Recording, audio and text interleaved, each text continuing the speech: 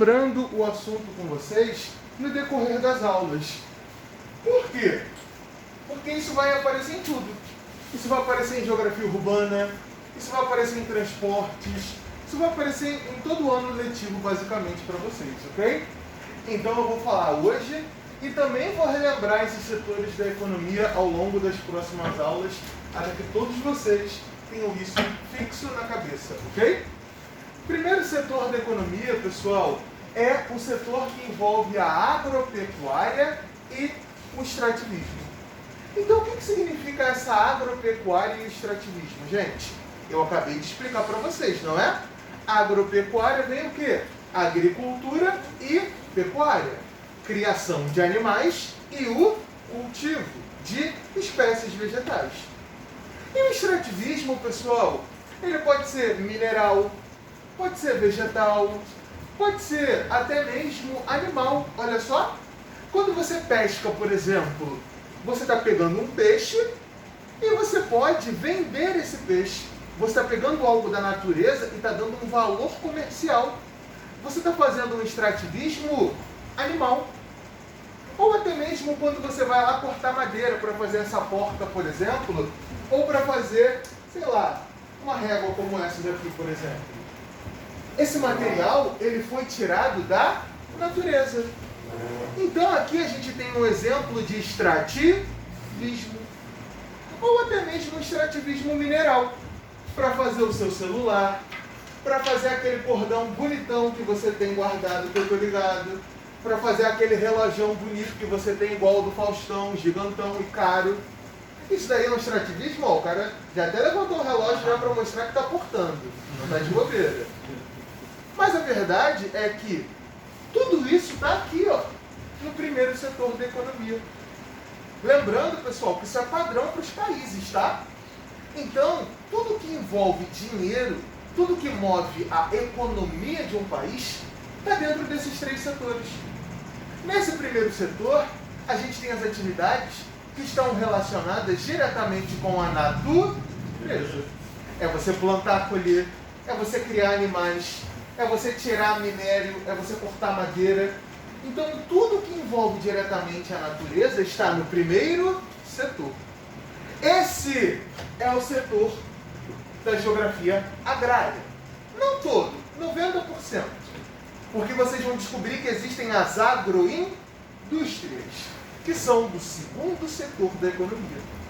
A indústria, pessoal, ela é literalmente um espaço que a humanidade criou para desenvolver tecnologicamente suas mercadorias. Como assim? Você pescou. Quando você pesca, você está fazendo um extrativismo animal. Mas quando você compra sardinha em lata, o pescador não pega assim uma lata já do bolso, joga o peixe para cima, bota, fecha e vai para o mercado. Não. Você pesca a sardinha, esse peixe é levado até a indústria, e na indústria, aí sim, eles vão botar aquele monte de produto químico que faz um bem para o estômago, ó, muito bom. E é óbvio, a própria lata, os conservantes. Então a indústria, ela vai pegar o que a natureza te deu e vai transformar. O que é uma hidrelétrica, por exemplo?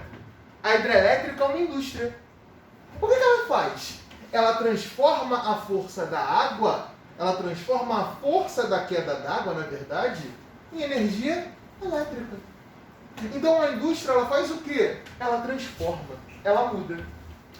E a indústria está aqui no segundo setor da economia. Além disso, a indústria trabalha sempre com o comércio atacadista. Você não vai na indústria para comprar um óculos. Você não vai na fábrica para comprar um sapato. Você não vai na fábrica para comprar um celular. Você vai para comprar em grandes quantidades. Imagine, você vai lá para a fábrica da Garoto e só sai de lá com uma barra de chocolate. Até o coração dói. Você já está na fábrica, tem que sair de lá com tudo. Os caras demoram, você tem que levar a máquina na mochila. Pô, que é isso? O fato é que todas essas atividades estão no segundo setor. E o terceiro setor da economia, pessoal, envolve o comércio. Nesse caso, o comércio varejista é quando você vai na loja e compra uma máscara é quando você compra um piloto, quando você vai no mercado para comprar um saco de arroz e troca sua perna por ele, tudo isso. Então, pessoal, nesse caso, comércio. Comércio o quê? Varejista. E a prestação de serviços, não é mesmo?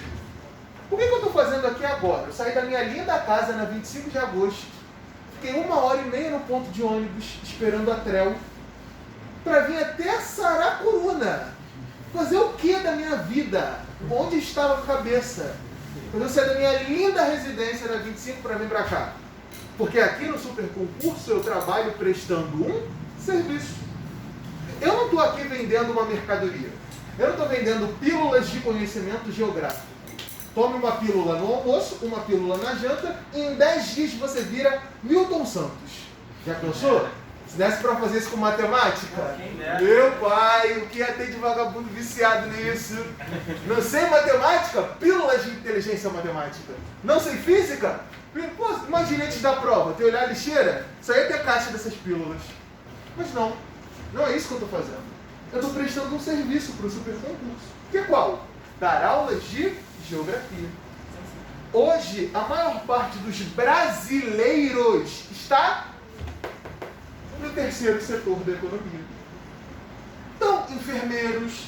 A enfermeira, já pensou? Você chega na enfermeira, tomou uma facada. Ah, ela, tá, beleza, mas primeiro você vai ter que comprar aqui, ó, essa pílula mágica, Calcitran D12, que nem aquela coroa da TV, da SBT. Que coisa terrível. Não, a enfermeira, ela não vende a sua cura.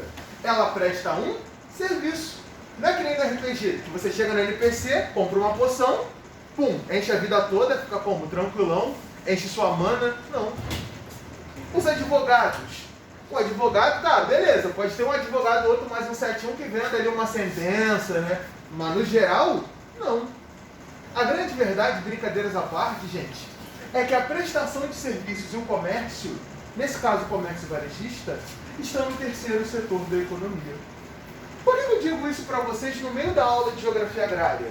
Porque vocês têm que ter essas delimitações, pessoal. Vocês têm que entender qual o setor que a gente está falando, qual parte da economia que a gente está falando. Muitas pessoas, por falta de estudo, têm isso desconexo. Ah, a mudança na indústria afetou os serviços, que afetou o extrativismo, que afetou a agropecuária. Então, assim, tudo bem que está tudo relacionado, mas cada um tem o seu setor. Você tem que ter a base de conhecimento para ter um estudo correto. Se você acha que você pode abraçar tudo de uma vez só e sair estudando que nem um doido, você se enrola. Por isso que é interessante você ter o conhecimento do que são esses setores da economia. Hoje, a gente está estudando aqui, o primeiro setor. Eu ainda não falei de agroindústria, que é a parte do primeiro setor que está de mãos dadas com o segundo. E isso acontece muito no Brasil, principalmente no Centro-Oeste. Goiás, Mato Grosso do Sul, Mato Grosso. Você vai achar muita agroindústria por essas bandas, até no sul do Brasil também. Mas por hora, se você entender isso, você já fica mais tranquilo. Por quê? Porque em países com economias industrializadas e avançadas, países como Estados Unidos, Alemanha, Japão, a maior parte da população vive aonde? No terceiro setor. A maior parte das populações são urbanizadas. E só uma pequena parte da população vai viver no campo. Por quê? Primeiro que lá a tecnologia está sinistra. Então você tem maquinário de ponta. Você não precisa daquela cabeçada de candango virando terra. Você tem um trator só que faz tudo. Além disso, devido às condições econômicas desse país, você não tem a necessidade de ter uma população enorme trabalhando no campo. Mas você tem vaga para nanotecnologia, tecnologia de satélite, óptica, ciência da computação em alta. Então, por mais que eu não tenha muita vaga no campo, essa população trabalha. Principalmente aonde? No terceiro setor da economia. No segundo também? Também. Mas geralmente os países ricos, com economias desenvolvidas, que já fizeram seu processo de industrialização, a maioria da população vai estar aqui. E além disso, pessoal, eu até dou aqui a sugestão para que vocês estudem os cinturões agrícolas. principalmente os vestibulandos, tá? Até que na questão das provas militares, sendo muito honesto com vocês, isso é até um pouquinho mais de boa. Talvez ali uma SpaceX cobre isso com mais força. Mas, em geral, esse é um assunto bom para o vestibulando. Porque estudar o quê? Os cinturões agrícolas dos Estados Unidos. Vocês vão ver como que os Estados Unidos organizam a sua agricultura. Eles vão ter uma parte para o milho, uma parte para o algodão, outra parte para o trigo e para a soja. Então, os Estados Unidos, eles separaram algumas partes de terra só para o cultivo. É o que a gente chama de cinturões agrícolas. Então, ó, essa parte aqui é só para soja, essa aqui é só para algodão, essa aqui é só para milho, essa aqui é para pecuária. Essa parte da agricultura, da agropecuária, perdão, dos Estados Unidos é muito interessante e cai bastante. Por isso que eu recomendo que os vestibulandos e também quem pensa em fazer prova técnica dê uma lidazinha nesse assunto. Nem precisa se matar muito não. Só passa um pouco o olho, vê o mapa, tá? Como eu estou sem os slides aqui, eu não consigo mostrar o mapa para vocês agora. Mas é só você dar uma pesquisada rápida, se não me engano, bem na apostila do curso, tá? Uma olhada nos cinturões agrícolas, ok? Enfim, pessoal, o fato é que essa é a realidade dos países desenvolvidos. Agora, e os países em desenvolvimento? E os países subdesenvolvidos? Países da América Central, países da Ásia, países da África. Como que é a agricultura nessas regiões do mundo? Então, aí sim você vai ter uma população rural maior. Uma população rural grande. Na África, nós temos países que não têm suas indústrias. Que não tem o segundo setor, cara. Então, ou é o terceiro, que é precário, ou é o primeiro. Então, você tem países na África em que o primeiro setor é o que manda ainda hoje. São países que dependem da agropecuária para sobreviver. Assim vocês começam a entender as desigualdades socioeconômicas entre os países. Além disso, outros exemplos são interessantes, como o caso da China e da Índia. A China hoje tem a segunda maior economia do mundo. Só que 35% do PIB da China vem do primeiro setor. E mais de 40% da população chinesa vive no campo. Caramba, professor, a China então é um país rico que tem uma cabeçada de gente no campo? Sim, repito, estamos falando de um país com 1,3 bilhões de habitantes. É muita boca para alimentar. Não dá para todo mundo viver na cidade e ficar 10 cabeças no campo. Não dá. A mesma coisa para a Índia. Uma população de 1,2 bilhão de habitantes. Não tem como você deixar uma população pequena preparando a comida de mais de 1 bilhão de pessoas, rapaziada. Pensa, 1 bilhão.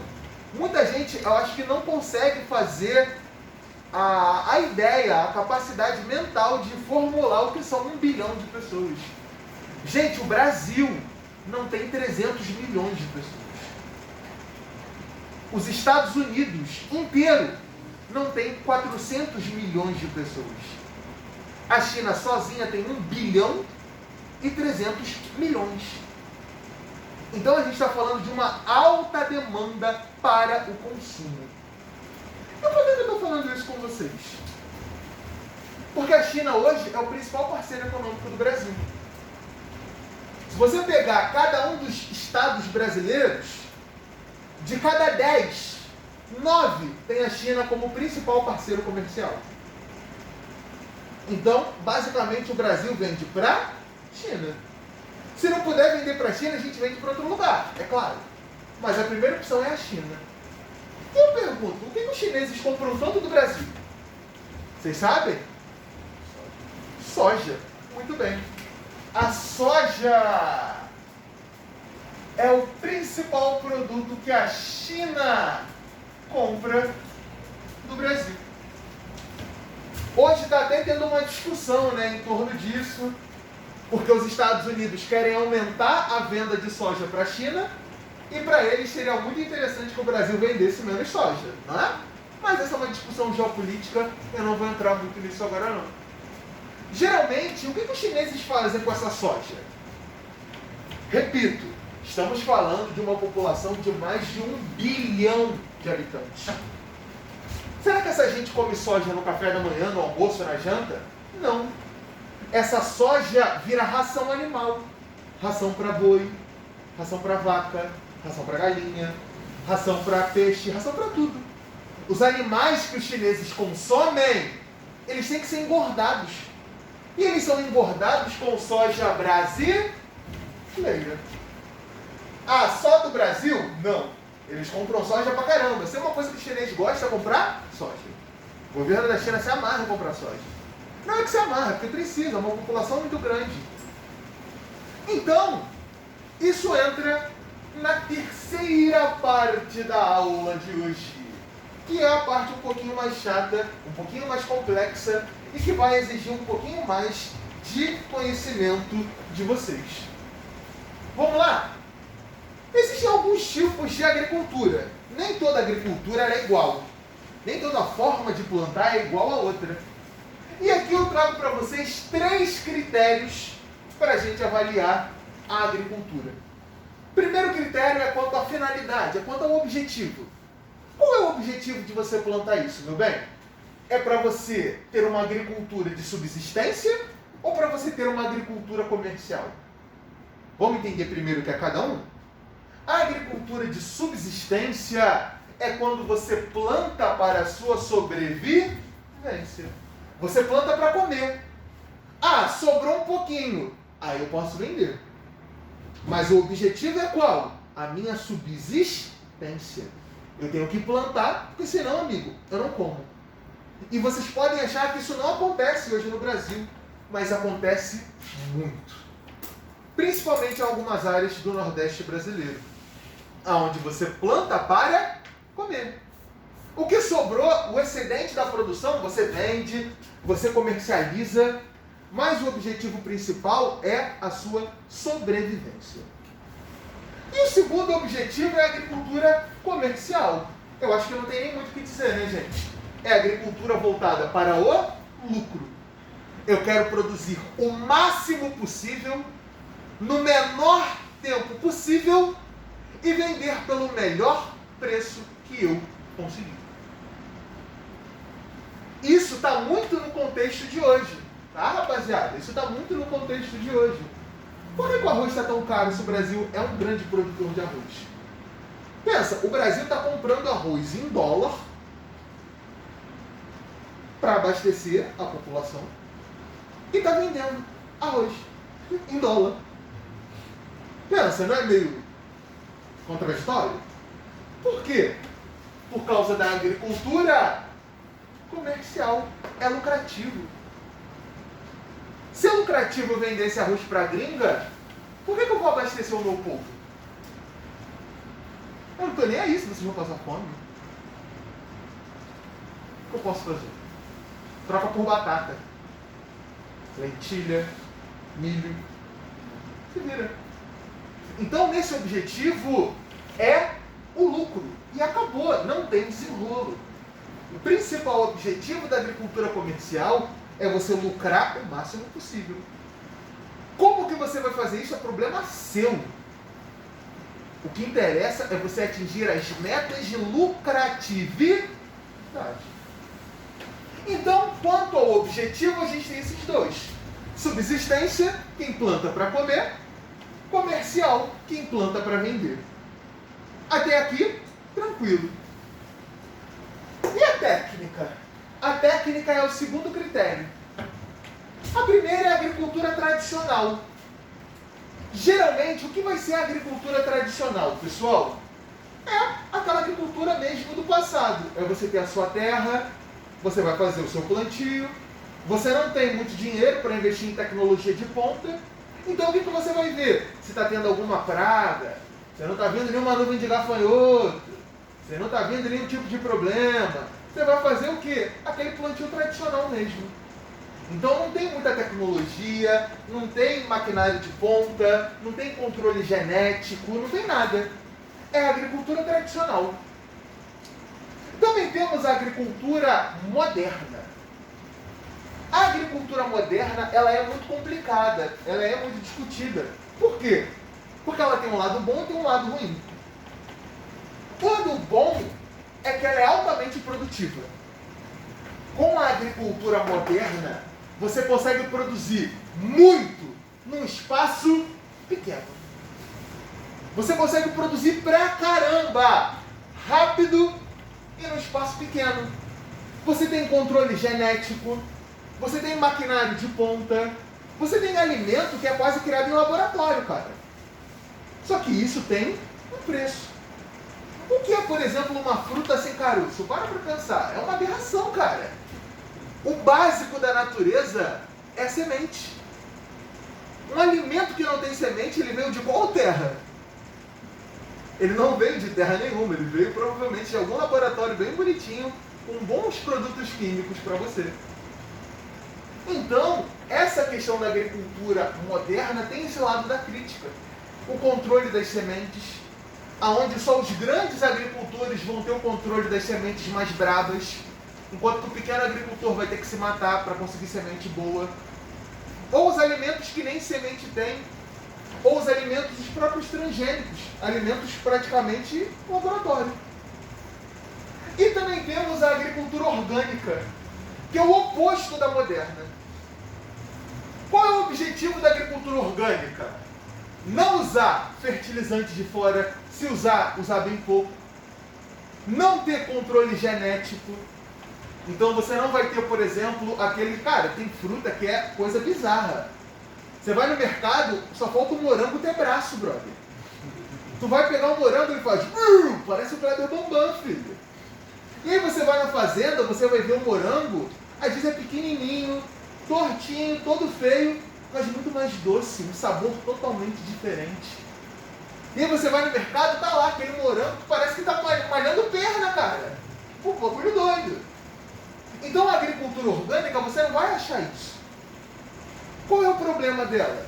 É que ela tem uma produtividade menor. O alimento tem uma qualidade maior? Sim. Você não vai ter aquele agrotóxico que faz mal. Você não vai ter aquele fertilizante que destrói o solo, que mata a natureza. Só que você produz menos num tempo mais longo. E muitas vezes isso faz com que o alimento fique mais caro. Quando você vai no mercado, tá lá, orgânico, aquela prateleira linda, mas o preço do alimento mais caro. Então, quanto à técnica, temos 3 tipos: tradicional, moderna e orgânica. E quanto à mão de obra, aqui a gente tem 3 tipos: a agricultura patronal, a agricultura familiar e a agricultura camponesa. A agricultura patronal, pessoal, o nome ele já é um pouco mais claro, né? É quando você trabalha numa terra que não é sua. Então, vamos supor agora que eu sou o dono de muita terra, ok? Esse colega aqui, ele queria plantar. Então eu fiz um acordo de patrono com ele. Eu cedi a terra para ele, mas metade de tudo que ele plantar é meu. Não me interessa o quanto que ele vai plantar. Estou nem aí. Metade do que ele planta é meu. Aquele colega aqui, ele já não queria trabalhar com agricultura, ele queria trabalhar com pecuária, queria criar bezerro. Um bezerrinho, filhote, você consegue vender um bom preço. Mais de 10 mil fácil. De cada 5 bezerros, 2 são meus. Não quero saber. Não quero saber de onde você vai tirar o bezerro. De cada 5 bezerros, 2 são meus. Então o trabalho patronal é quando você trabalha numa terra que não é sua. Só que aí pensa, eu vou pegar metade da plantação dele. Se a plantação dele for ruim, eu também vou me dar mal. Se o bezerro dele não vingar, eu também me dou mal. Só que existem outras formas de trabalho. Esse colega aqui, por exemplo, ele não quer dividir a plantação comigo. Ele se garante, acha que vai conseguir plantar bem, e aí a gente faz um acordo, ele vai me pagar antecipado o aluguel da terra. Ó, vou te pagar 10 mil aqui para usar essa terra durante um ano. Tudo que eu plantar é meu. Show. Peguei o dinheiro, botei no bolso e fui embora. Teve uma grande seca, a agricultura dele morreu. Já era. São os riscos. Ele pode lucrar muito mais? Pode. Ele pode quebrar a cara e perder todo o dinheiro que ele investiu e ficar de pista? Pode. Então o trabalho patronal é quando você trabalha numa terra que não é sua. A agricultura familiar não tem nem muito o que dizer, né, gente? É quando você tem uma mesma família trabalhando no campo. Geralmente pode ter um ajudante ou outro de fora? Pode. Mas quem vai trabalhar no campo é papai, mamãe, vovô, vovó, os filhos, primos, tios. É agricultura familiar. É aquela galera que tem a sua terra, que tem a sua casa. Às vezes as famílias até moram perto, né? Isso a gente vê muito na periferia hoje, né? Você tem, por exemplo, um lugar que a família toda mora. É a casa do tio, a casa do primo, a casa do avô, a casa da avó, a casa da mãe, a casa do pai. Só que na cidade. No campo isso também acontece. É uma terra só, casa do tio, casa da tia, casa da avó, casa da prima, casa do filho.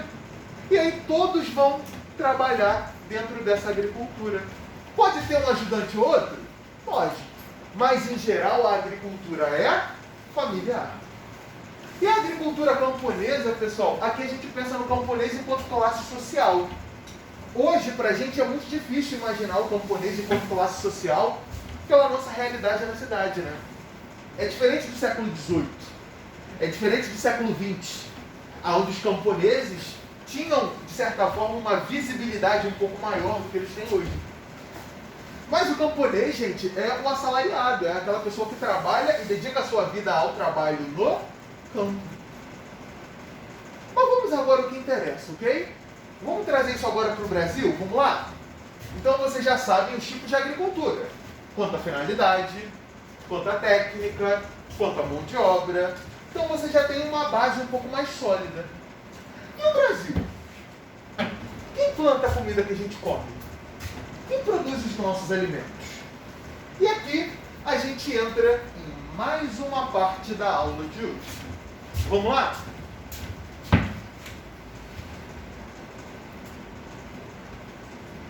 Para isso, vocês vão conhecer um termo muito bonito. Estrutura fundiária.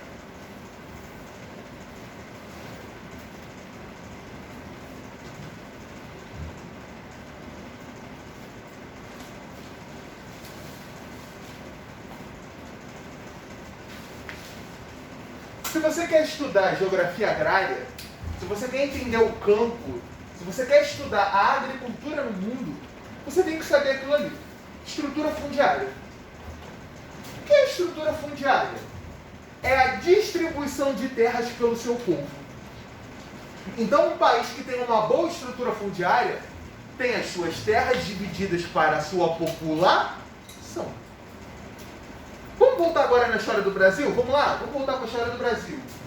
Até 1400 estava todo mundo feliz, estava todo mundo de boa. Os portugueses chegaram em 1500, 1490 e pouco. Primeira coisa, né, é combater a ideia da mitificação do português, né? Porque tem gente que imagina que os portugueses que chegavam aqui eram tipo Chuck Norris. Eles já chegavam de viagem no mano a mano com os indígenas. É óbvio que não. Eles chegavam aqui com doenças, chegavam aqui, tipo, muito, muito mal mesmo, sabe? Eles não tinham ideia do que era esse novo continente que eles tinham encontrado. Então eles não sabiam, por exemplo, que o caju dava para comer. Tem um documentário muito interessante na Netflix, chamado Guerras do Brasil. Para quem tem Netflix, vale a pena assistir. Que é são 4 episódios, né? O primeiro episódio fala justamente sobre a questão indígena.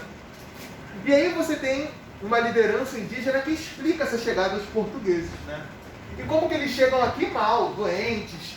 Na verdade, os indígenas vão dar uma moral para os portugueses para que eles sobrevivessem no primeiro momento. Só que, enfim, né? O fato é que os portugueses tinham um desejo de colonizar essa terra, o que de fato conseguiram fazer, devido a alguns fatores, né? Primeiro, aproveitando das disputas internas entre os indígenas que aqui viviam, e o segundo e mais importante fator, o aspecto biológico, né? Hoje, em tempos de Covid, Acho que não é difícil de imaginar o que aconteceu. Só que naquela época não era Covid. Era uma outra doença, como a varíola, por exemplo. Uma doença que já foi erradicada por uma vacina. O nosso sonho hoje, em 2020. Uma vacina que erradique o Covid. Então os portugueses chegavam aqui com um monte de doença. E os indígenas nunca tinham contato com essas doenças. Eles, nunca tinham visto gripe. Nunca tinham visto essas doenças que os portugueses traziam. E esse foi um fator muito importante para que os portugueses conseguissem o genocídio que houve no Brasil. Afinal, o Brasil ele teve um genocídio de povos indígenas. Esse é um fato. Hoje a gente não tem nem 10% dos povos indígenas originários. O fato é que algumas táticas eram até abusivas, né? Como, por exemplo, pegar a roupa de um defunto que morreu de varíola e oferecer como presente para os indígenas. Vamos fazer as pazes? Pega aqui essa roupa daquele cara que estava lá no Moacir do Carmo com Covid e dá. Olha que presente bom, coisa maravilhosa, coisa linda. Então, por que eu estou dizendo isso para vocês, pessoal? Os portugueses colonizam o Brasil, fazem suas capitanias hereditárias. Em algum momento da história do Brasil, a gente teve distribuição de terra pela nossa população? Não. O que aconteceu aqui no Brasil? Os portugueses, a coroa portuguesa, falou, olha, você, essas terras aí são suas. Valeu, é nóis. Falou. Então, pensa comigo. Quem é dono de terra desde o Império, rapaziada, é dono de terra até hoje. É a mesma família. O cara que é dono de terra desde 1600, ele é dono de terra até hoje. Existem muitas pessoas que tentam comparar a agricultura do Brasil com a agricultura dos Estados Unidos, né? Os cinturões agrícolas que eu falei para vocês. E aí, sempre que eu uso a palavra reforma agrária,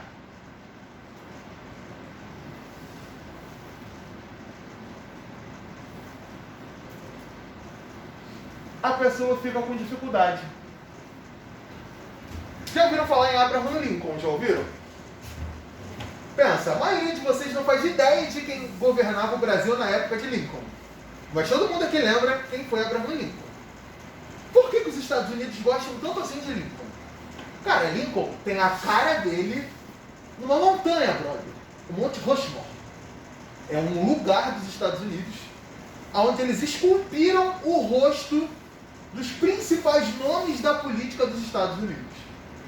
E Abraham Lincoln tem a cara dele esculpida numa rocha, brother. O que esse maluco fez?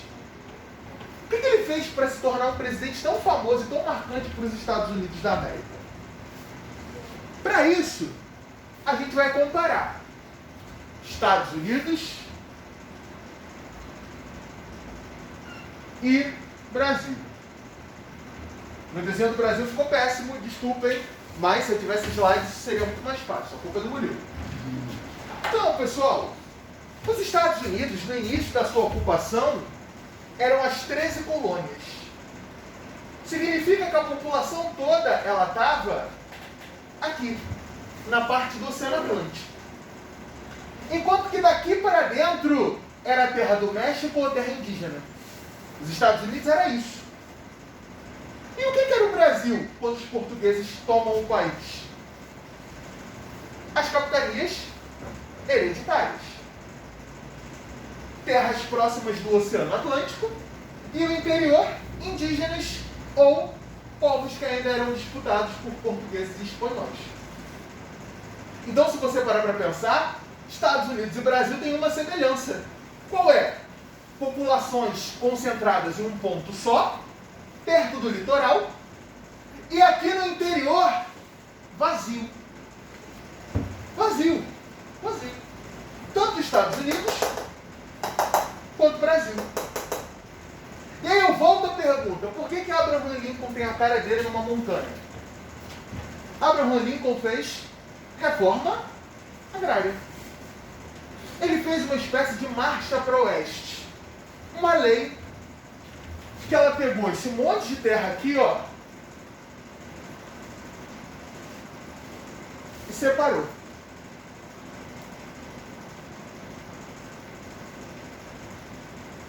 Tem até filmes que mostram bem esse período. Tem filmes muito interessantes que mostram essa marcha. E o que Abe Lincoln fez? Olha só. Eu vou pegar toda essa terra aqui e vou dividir. Daqui a 5 anos, eu vou voltar. Se você cuidou dessa terra, se você fez melhorias nessa terra, se você plantou nessa terra, essa terra vai ter tudo. O que eu vou te dar é a terra e uma casinha de madeira. Tanto que se você olhar, até hoje nos Estados Unidos, muitas casas são de madeira. É uma herança desse passado. Então, você vai ter a sua terra com a sua casinha e daqui a um tempo eu vou voltar e vou ver qual é. Cara, em algum momento da história do Brasil a gente teve algo parecido com isso? Não. Abraham Lincoln, ele é endeusado nos Estados Unidos porque ele deu terra para o seu povo. Ah, professor, mas essas terras aqui eram do México, ele invadiu em guerra. Verdade. É um ponto que a gente não pode negar. Ah, professor, mas eles mataram muitos indígenas para fazer isso. Também verdade.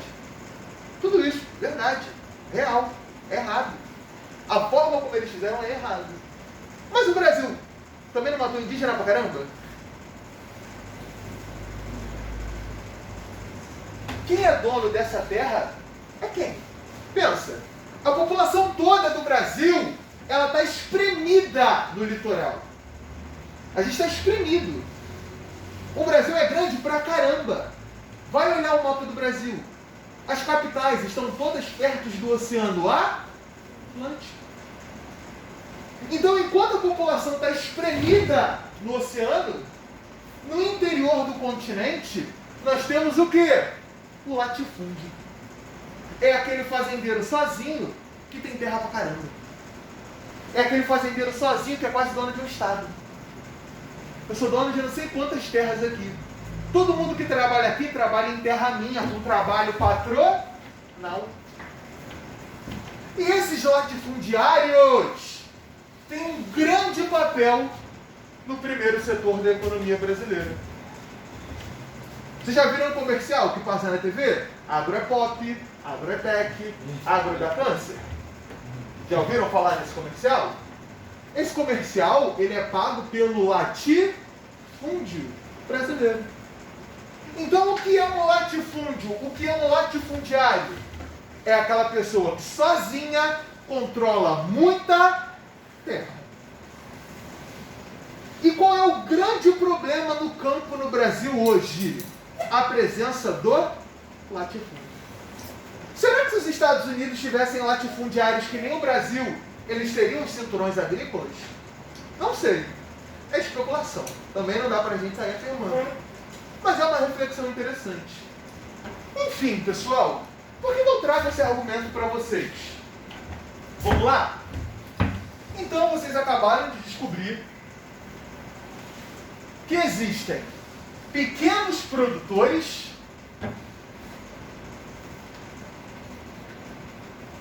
e existem os latifundiários.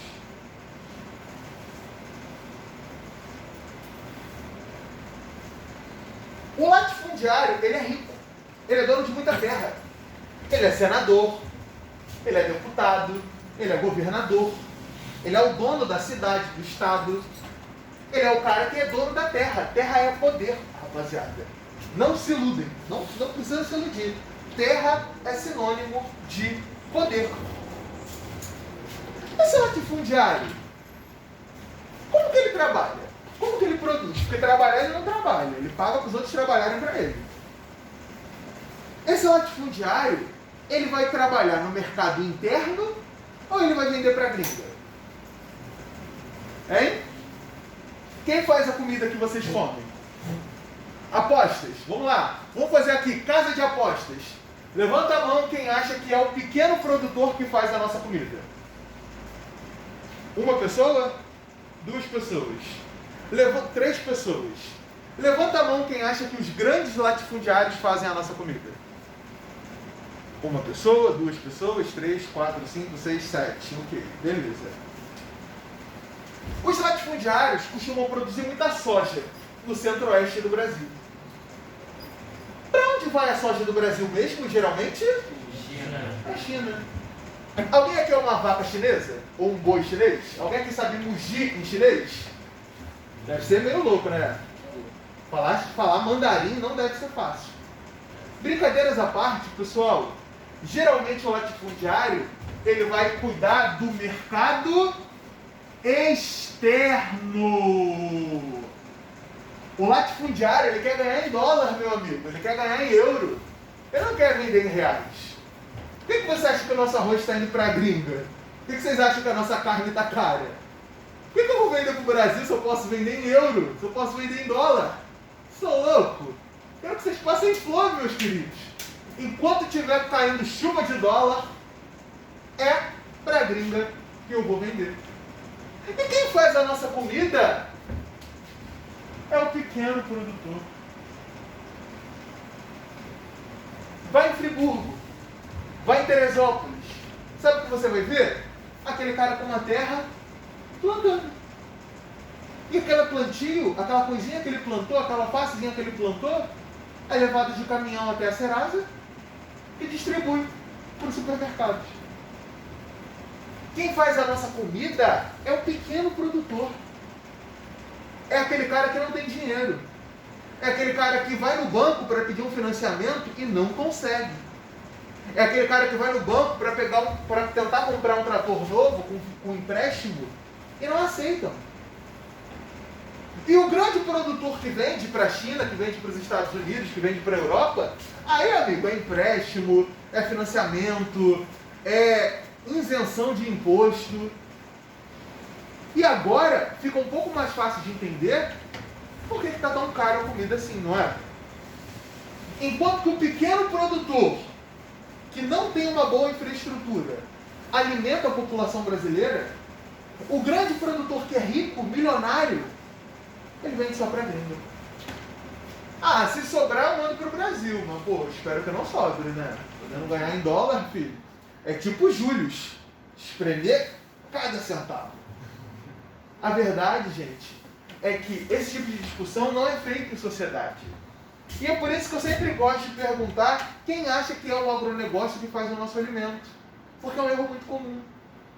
Muitas pessoas, batem no martelo mesmo. Não, o cara é latifundiário, ele é coronel, ele, é dono daquele estado todo, mas ele planta toda a nossa comida. Não. É o pequeno produtor. Vai em Friburgo, vai em Teresópolis, aproveita e vê o dedo de Deus, uma das formações mais bonitas do relevo do Rio de Janeiro.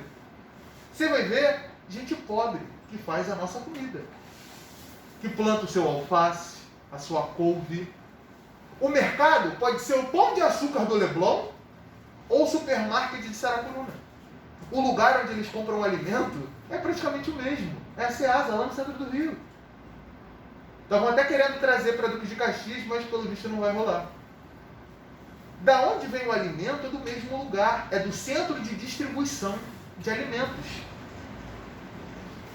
Então, não tenham essa mentalidade de que é o grande produtor que faz a nossa comida. Não é. Não é. E enquanto essa for a nossa realidade, os preços do mercado não vão mudar. Não é só a ver com o dólar que está alto. Tem a ver com a falta de estrutura que o pequeno produtor tem. Ele não consegue. Ele vai no banco, ele não consegue um empréstimo. Se conseguir um empréstimo, ele tem que dar a vida como garantia. Tem que dar a terra, tem que dar todos os pertences como garantia. Se houvesse um maior investimento para o pequeno produtor, com certeza a gente já está pagando muito mais barato nos alimentos. Isso independente de dólar. Eu nem estou entrando no fato de que a nossa economia está destruída e que deve demorar pelo menos uma década para a gente voltar ao padrão de antes. Nem estou entrando nesse mérito. O fato é que ou a gente começa a valorizar o pequeno produtor, ou a nossa realidade vai ser essa, rapaziada. Usar arroz para pagar passagem de trem, para pagar passagem de ônibus. Pô, hoje eu quero ver quem vai no casamento jogar arroz nos noivos. Duvido. Essa é uma realidade triste. Triste. Como que o Brasil hoje tem problema de abastecimento? Isso não existe. A gente vende carne para o mundo todo e paga caro na carne. A gente vende soja para o mundo todo. Olha o preço do óleo de soja no mercado. A gente vende arroz para o mundo todo, se preciso. Então, ou a gente repensa a situação do pequeno produtor, ou realmente vai ser muito inviável a situação do Brasil nos próximos anos. Porque o latifundiário hoje, ele já deu prova de que ele não vai abrir mão nem de R$1. Na verdade, nem de $1. Ou euro.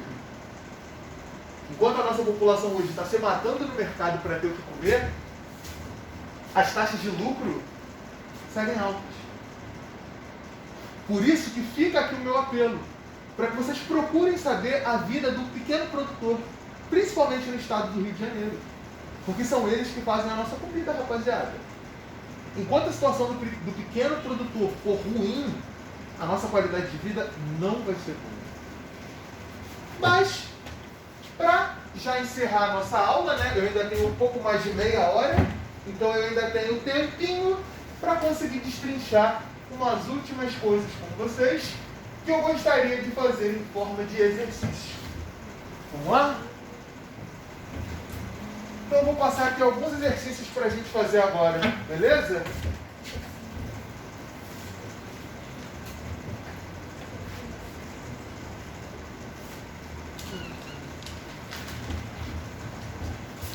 Na próxima aula, pessoal, se tiver slide, inclusive, eu vou encher o saco do Murilo para ter. A gente vai trabalhar pecuária, que é a criação animal. Vou dar um foco nisso, tá? E eu também vou passar um videozinho muito legal, que é o videozinho que fez o brinco, né? Que é o professor Daniel e eu, a gente estudou no ensino médio junto. A gente estudou do primeiro ano do ensino médio até o terceiro ano, né? E eu brinco que foi esse vídeo que fez o Daniel virar vegetariano. A gente viu esse mesmo vídeo na sala de aula, nós dois ficamos traumatizados, mas ele sentiu no coração, até hoje não consegue comer carne. Eu vou até escrever aqui o nome do vídeo, para quem quiser assistir chegando em casa. Tem no YouTube, o nome é, abre aspas, A Carne é Fraca. É um documentário de meia hora. Vale a pena você assistir. Tem no YouTube, ok? Talvez você chore um pouco. Já aviso. Tá? Eu nunca mais comi um nugget depois de que eu vi esse filme. Então, assim, pra quem tem coração mole, pula algumas partes. Assiste. Mas algumas cenas eu recomendo que você pule. Agora, eu tenho um amigo que era doidão, viu o filme comendo coxinha, rindo pra caramba. Deixa esse frango triturado. Sempre tem esses doidões, né? Mas, enfim, tranquilo. Recomendo porque vai te ajudar a ver o que é a pecuária. Ver o que é a carne de vitela. Já ouviram falar em vitela? Também chamado de baby beef. Baby beef é quando você pega um bezerro, o bezerro ele acaba de nascer. Você tira ele da vaca antes que ele possa ter o primeiro desmame dele, você acorrenta ele para que ele fique preso assim pela sua vida toda, que é de mais ou menos 2 semanas ou 3. Você alimenta ele bem artificialmente para que ele fique o mais desnutrido possível. Você olha para o bezerro, você vê ele assim, bem branco, bem pálido, que a ideia é que a carne seja o mais desnutrida possível para ela ser macia. E ele não pode se mover. Ele fica bem acorrentado para que ele não possa mover nenhuma patinha, para que ele não desenvolva os músculos e a carne continue macia. Isso é a carne de vitela, baby beef, é a carne de bebê bezerro. Hoje é um dos pratos muito saboreados, não só no Brasil, mas nos Estados Unidos principalmente. Então, nesse filme, você vai descobrir como que esse tipo de coisa acontece e a gente não faz a menor ideia. Então, é uma boa discussão, tá? Na semana que vem, quando eu trouxer a discussão de pecuária, a gente vai entender que existe essa forma de pecuária, que é a pecuária intensiva, que trata um animal como um objeto, que você maltrata a seu bel prazer, e a pecuária extensiva, que é mais relacionada à questão tradicional, o animal no campo. Você pode consumi-lo, mas ele vai viver no campo. A situação dos frangos, por exemplo, é uma coisa muito louca, né? Porque eles criam